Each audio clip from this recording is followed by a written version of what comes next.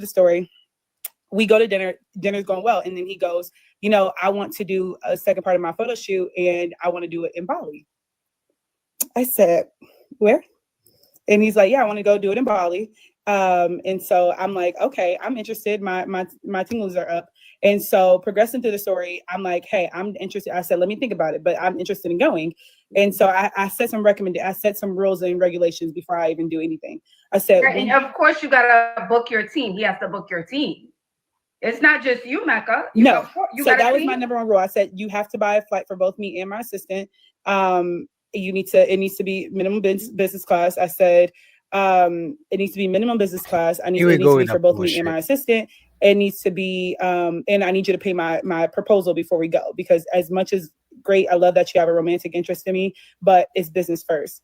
And so I get into a bit of my reservations. I'm like, hey, like, he put a huge emphasis on the fact that he's a Christian man and he's looking for a Christian woman or a woman of God. And that was one of the main things that we connected on. However, during the entirety of the photo shoot, he was throwing out a ton of sexual innuendos. Like, you know, I want these pictures to be some pictures that make a girl's pussy wet. Or He I said want, that, girl, girl, girl, no. girl. It's a no. It's a no.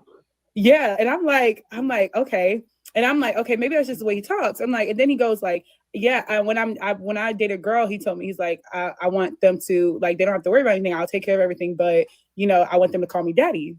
Now, I'm not against calling a man daddy. Like, that's not a problem. Right. But first meeting, first date, first weekend, I don't know. But That seems the language to say, you know, What guys? I got a question. Why do these women think that the way they date an average guy is the same way they're gonna date a guy with money? Like, a guy with money is gonna say whatever he wants because he get the money. He get what you want.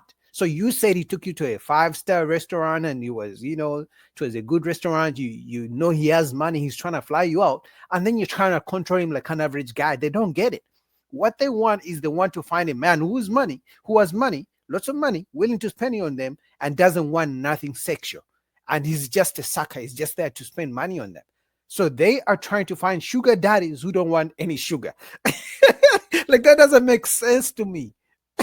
Why is she acting? Why are they surprised that a man who's spending all this money on them wants some sugar, wants to clap chicks? Like, what world are they living in? This doesn't make any sense. no.